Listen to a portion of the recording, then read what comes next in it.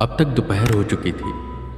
वेदा की ठाकुर हेमंत राज जी ने खूब सेवा की, खाना खिलाया और विश्राम करने को एक कमरा भी दिया। पर अभी भी वो कह रहे थे कि वेदा अपनी जिद छोड़ दो। पर वेदा तो वेदा ही है, सिद्ध थी। वो हार मानने वाले नहीं थे। और जहां तक था, वेदा को कहीं ना कहीं शक था कि वो तांत्रिक यहां पर कुछ गोलमाल कर रहा है। क्योंकि 5 साल की बच्ची की बलि, भला वो मूर्ति किस काम के लिए मांगती होगी? कुछ ना कुछ तो यहां पर था जो तांत्रिक सबसे छुपा रहा है। अभी तो उन्हें नीरू के काका की आत्मा को ढूंढना था, जिसे उस तांत्रिक ने कैद करके रखा हुआ था। खैर, ठाकुर हेमंत राज वेदा को लेकर उस मंदिर की ओर जाने लगते हैं, जब बीच में ही वो तांत्रिक आता है और कहता है, अरे ठाकुर जी, आप कहाँ जा रहे हैं? आप तो जानते ही हैं वो मूर्ति आपसे रुष्ट है। आप हवेली में ही रहिए, मैं इन पंडित जी को अपने साथ लेकर जाता हूँ। मैंने मंदिर अच्छे से दिखा दूंगा, आप चिंता मत करिए। वेदा समझ गए इसके पीछे कोई ना कोई इसकी चाल है। वेदा भी सामने से कहते, अरे हाँ ठाकुर जी, ये तांत्रिक सही कह रहे, मतलब आपके गुरुजी सही कह रहे हैं। बाहर धूप भी कितनी है, कहाँ जाएंगे आप? मैं इनके साथ ही चला जाता हूँ। साथ ही साथ ये मुझे गांव भी घुमा देंगे और हम दोनों कुछ बातें भी कर लेंगे। वेदा और वो तांत्रिक घर से बाहर निकले और जैसे निकले, वेदा ने देखा कि हवेली के ऊपर कोई बैठा हुआ था, जो वेदा और उस तांत्रिक के बाहर आते ही वहां से भाग गया। कोई न कोई तो था जो वेदा पर नजर बनाए हुए था, पर कौन? खैर, वेदा तांत्रिक के पीछे पीछे जाते रहते, पर वो तांत्रिक उन्हें मंदिर ले जाने के बजाय एक जंगल में लेकर गया, जहां आसपास से उन्हें बहुत नेगेटिव एनर्जी सेंस हो रही थी। वो तांत्रिक वेदा को एक कुटिया के सामने लेकर आया और बोला, पंडित जी, आप थक गए होंगे, चलिए इस कुटिया में आराम कर लीजिए।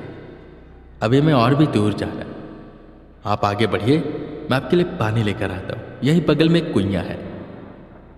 वेदा उसकी सारी चाल समझ गए।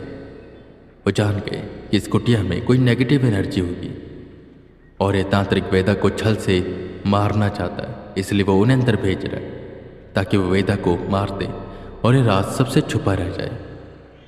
खैर, वेदा भी हंसते, हामी भरते हैं और बिना डरे उस कुटिया में चले जाते हैं।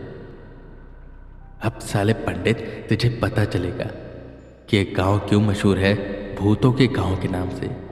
यहाँ पर उतने इंसान नहीं रहते जितनी आत्माएं रहती हैं। या तो तू मरकर बाहर आएगा या डर कर, और अगर डर कर बाहर आया तो कभी इस गांव की तरफ पलट कर नहीं देखेगा।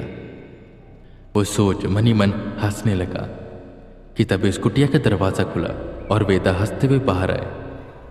हाँ तो तांत्रिक जी, विश्राम तो हो गया मेरा, काफी अच्छी जगह थी, बस अंदर एक औरत थी, काफी गुस्से में थी, शांत करवा दिया मैंने उसे। अगर आपको जाकर देखना है तो देख लो। वेदा मुस्कुराए और वेदा की मुस्कान देखकर तांत्रिक गंभीर हो गया। इस बार सच में उसे पता चल गया कि यह पंडित कोई आम पंडित नहीं है। वो ना चाहते हुए भी वेदा को उस मंदिर की ओर लेकर जाने लगा। जितना सोचा था ये तो उससे ज्यादा ताकतवर है। कहीं ऐसा ना हो कि ये उस विधि को रुकवा दे। अगर उसने रुकवा दी तो मुझे किसी और तरीके से उस बच्ची को मरवाना होगा, वरना सब कुछ गड़बड़ हो जाएगा।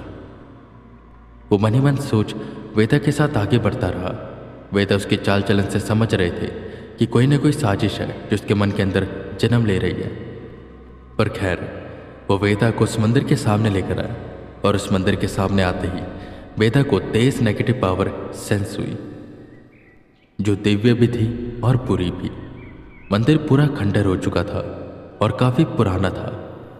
वेदा गंभीर हुए और वेदा को ऐसे गंभीर देखकर वो तांत्रिक बोला, देख लो पंडित जी, अभी भी मौका है, वापस चल लीजिए और चले जाइए अपने बनारस। उस शक्ति का सामना आपके बस की बात नहीं। जिस पर वेदा बिना कुछ बोले सीधा मंदिर के अंदर गए। पीछे पीछे तांत्रिक भी आया। वेदा मंदिर में काफी देर इधर उधर घूमे, देखा परखा और सब जगह घूमने के बाद वो आखिर में तहखाने के सामने आए, जहां पर एक दरवाजा था। वेदा को तेज पावर उसके अंदर से सेंस हो रही थी। उन्हें लग रहा था कि अभी उसका सामना उन्हें नहीं करना चाहिए। इसे उन्हें रात में ख़त्म करना चाहिए जब ये अपनी चरम सीमा पर होगी, जब इसकी पूर्ण शक्ति इसके पास होगी, क्योंकि कमज़ोर रूप में इसे हरा कर क्या फ़ायदा होगा। तो बताइए पंडित जी, दरवाज़ा खोला जाए? वेदा ने नाम में सिरे लाया, जिस पर हंसते हुए तांत्रिक बोला, कहा था ना संभाल नहीं पाओगे, वो बहुत ताकतवर है, आपके बस की बात नहीं। जाइए, अभी भी मौका है, गांव छोड़कर बनारस जाइए, घंटी बजाइए वहां पर। वेदा को आ गया गुस्सा। उन्होंने उसका कॉलर पकड़ा और कहा, सुन बे काक के भतीजे, इसी माला से ना तेरा गला घोट दूंगा। अभी चवड़ चवड़ कर रहा कब से।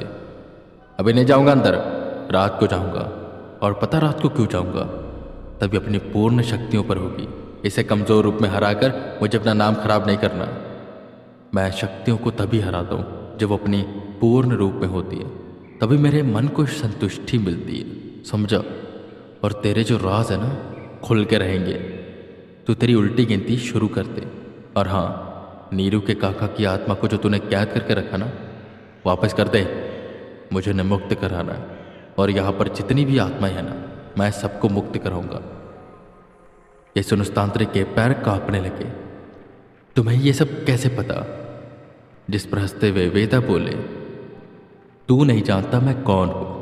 चुपचाप से उसकी आत्मा दे दे, वरना वापस तो मैं ले लूंगा और तेरा पर्दाफाश भी करूंगा। चल, मुझे सामग्रियां मंगवानी है, कुछ एक पूजा करनी है। वेदा इतना बोल आगे बढ़े कि तभी वहीं जो बगल में ईंट गिरी हुई थी, उसे उठाकर उस तांत्रिक ने वेदा पर पीछे से वार किया। पर एकदम से वेदा पलटे। उन्होंने ईंट छीनी और जमीन पर फेंकी और खींचकर एक थप्पड़ उस तांत्रिक को मारा।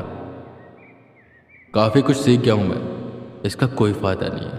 और अगर ज़्यादा उंगली करेगा ना, तो ये आत्माएं तेरे गुलाम बनी हुई ना, इन्हीं से तेरा वध करवा दूंगा, समझा?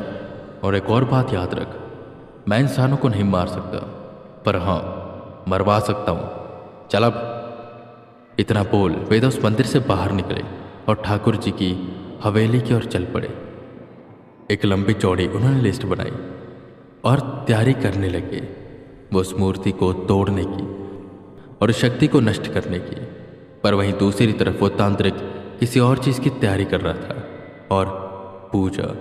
ऐसा लग रहा था जैसे वो किसी को बुला रहा है, पर किससे? वेदा इससे बिल्कुल अनजान थे।